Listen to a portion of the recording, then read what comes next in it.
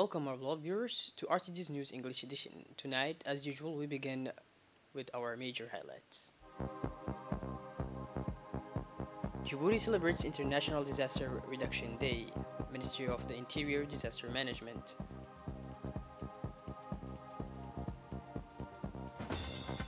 And in the international scene in Spain, hundreds evacuated after a volcanic eruption. Welcome back to our newsroom, our beloved viewers.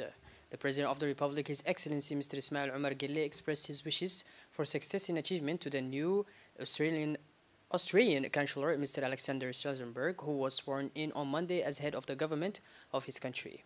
I wish that your action at the head of the Australian government will connect your country to more development, prosperity, and fulfillment, wrote the head of state in the congratulatory telegram sent to Mr. Alexander. Your ability to sponsor conscience is an efficient asset to translate the aspiration of your corporates into reality, he noted in the same document. As for your mastery of foreign languages, it will be inevitably serve as an available aid to Austria in increasing its continuous influence on the international scene, the head of state continued. Be sure that you will always find with the government and the people of Djibouti all the collaboration necessary for the development of the relations of friendship, cooperation between our two countries and our two peoples, President Guelleh also said before reiterating his warm congratulations to the new Chancellor. Moving on, in accordance with Articles 12 and 21 of the Rules of Procedure of the National Assembly, the Conference of Presidents led by President Mohammed Ali Hamad held this Wednesday, October 13, 2021, its traditional meeting of programming activities of Parliament for the month of October.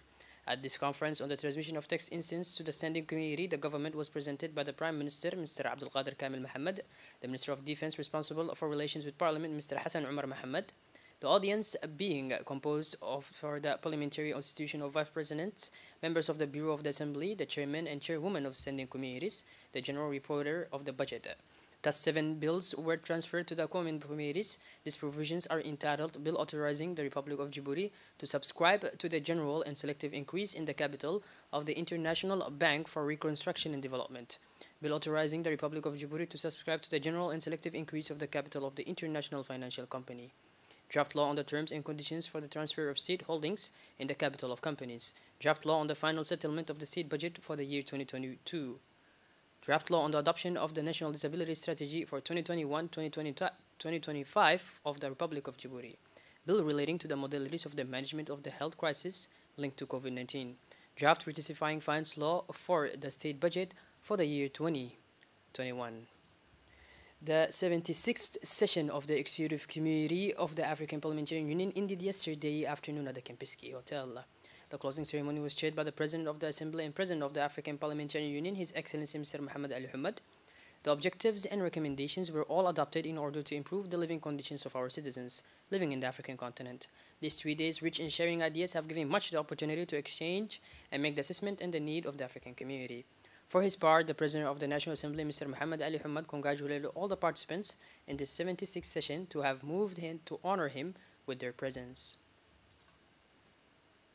The group of parliamentarians of the African Parliamentary Union held this morning at the Kempinski Palace, the Caucus FAM. This meeting was chaired by the President of the National Assembly and President of the UPA, His Excellency Mr. Mohammed Ali Hamad. The objective of the meeting was to promote the involvement of women in the socio-economic development of the country, to make gender equality and gender in all sectors in society, namely economy, politics, and culture. This meeting was attended by the many women parliamentarians of the UPA, who are always motivated to improve the living conditions of women in the national assemblies of all African countries. A strong Pakistani delegation paid a courtesy visit this morning to the Prime Minister, Mr. Abdul Qadir Kamil Mohammed, at the Primacy of the Republic. Composed of 4 senators and 2 deputies, the delegation was introduced to the Prime Minister by 2 Djiboutian parliamentarians, namely Madam Aisha Kayad Ali and Mr. Mohammed Ismail. The discussions focused on the very frontier and corridor relations between the Republic of Djibouti and the Republic of Pakistan. The exchange between the Prime Minister, Mr. Abdul Qadir Kamil Mohammed, and the Pakistani Senate delegation also focused on the partnership between the 2 sister nations and ways and means to deepen them further. Under the high patronage of the Minister of Interior, Mr. Saeed Nur Hassan, the Executive Secretary for Disaster Management celebrated this morning the International Day for Disaster Risk Reduction. The International Day for Disaster Reduction, which takes place every year on October 13, celebrates how people and communities around the world are reducing their exposure to the disasters.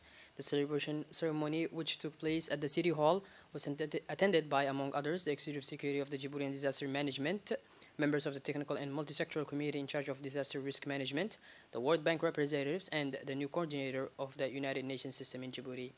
The theme for this year's event is International Cooperation for Developing Countries to Reduce Their Disaster Risks and Losses, said the new coordinator of the United Nations system in Djibouti, Mr. Eric Overest, said that this framework defines the priorities and objectives in terms of local capacities and resilience mechanisms that aim to reduce risks.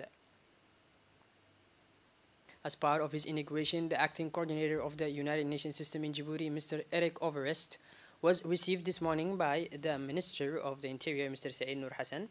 Present at the meeting was the Executive Secretary for Disaster Management, Mr. Ahmed Mohamed. The Minister congratulated the coordinator on his appointment to this department, with which Djibouti had a long, fruitful partnership.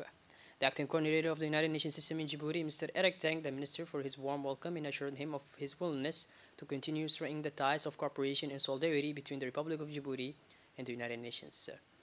The Minister of Trade and Tourism, Mr. Mohamed Warsama, accompanied by the Minister of Culture and Youth, Dr. Hibu Mu'min Asoué, and the Minister of Women and Family, were this morning to the Institute of Djibouti Arts to launch a training workshop on weaving and textiles.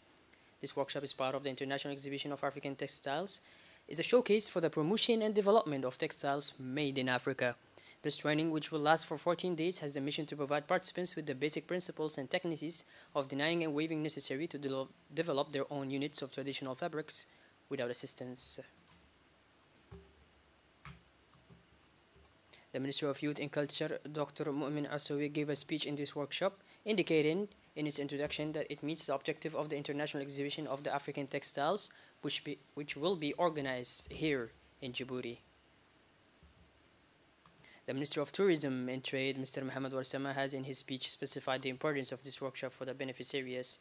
This training, he said, aims to strengthen your operational capacity in African dyeing and weaving in order to offer you interesting opportunities by these trades to do and make a decent job, and thereby, he added, to promote the techniques of dyeing and weaving made in Africa and Djibouti.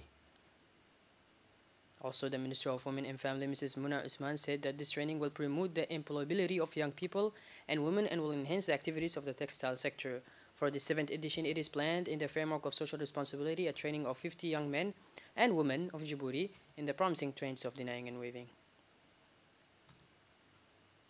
The Minister of Social Affairs and Solidarity, Madam Olufa Ismail Abdo, received in courtesy visit the Executive Director of the NGO Qatar Charity, Mr. Mohammed Elwa, and the Head of Programs, Mrs. Ghada Al-Shari, in this Monday morning at the Ministerial City. Accompanied by her close collaborators, the first meeting between the two officials was held around discussions that then focused on the programs and actions implemented by the Ministry of Social Affairs and Solidarity, but also the ways and means to strengthen their partnership in other projects aimed at reducing but also better understand the multidimensionality of poverty. Furthermore, the Minister recalled that in order to respond adequately to this problem of the fight against poverty, the government of Djibouti, through her department, uses tools such as the system of social register as well as the social counters. IGAD launched yesterday morning a Blue Economy project during a 2-day workshop that opened at the Sheraton. The project, which will be implemented in 4 IGAD member states, namely Djibouti, Kenya, Somalia, and Sudan, is supported by Sweden. The launch workshop contains a physical face-to-face meeting with participants via teleconference and virtual platforms.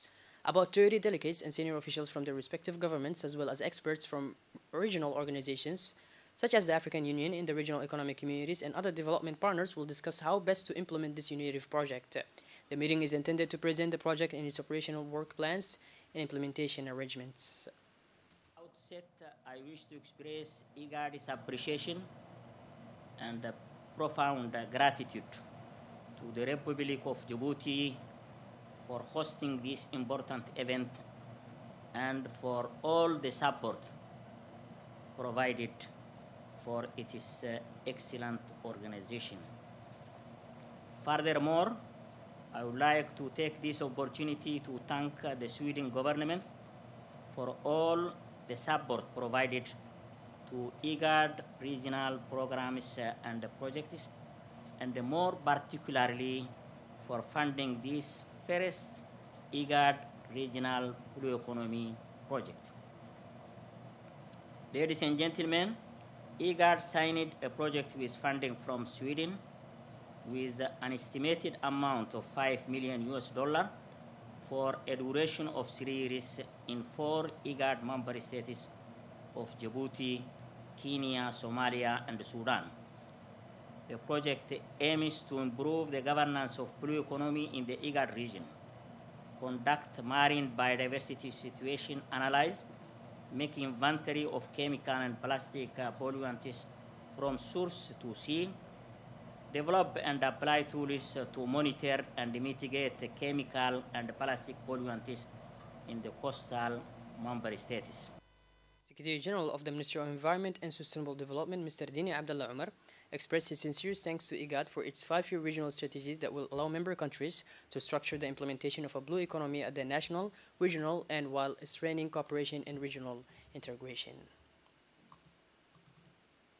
As part of the improvement of the living conditions of people with disabilities, the National Agency for People with Disabilities, in collaboration with the UNICEF, organized this morning an important ceremony to launch the campaign against stigmatization and discrimination of children with disabilities and the handing over of specific equipment for children with special needs within the Center of Education of Children with Special Needs. This ceremony was chaired by the Director General of AMPH, Mr. Duali Said Mahmoud, and also Head of the Department of Special Needs Education Center, Mr. Idris Mu'min, and was attended by the representative of UNICEF, Mrs. Melva Johnson, the Director General of Education, Mr. Abdul Dirir, and senior officials of AMPH. This initiative, which benefited from a gesture of solidarity from UNICEF, would, according to the instructors, improve the living conditions of disabled people in our country and facilitate their social integration.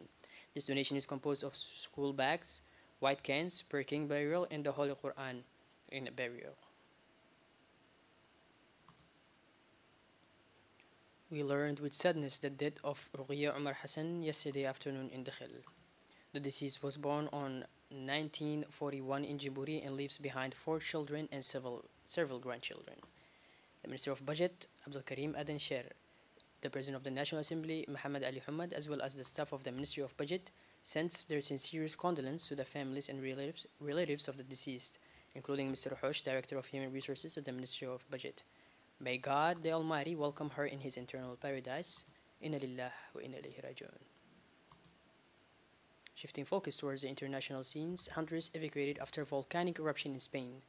This new wave of evacuations follows the 6,000 people who were evacuated in the first days of the 24-day eruption of the Carmbevilla volcano in the southwest of the island.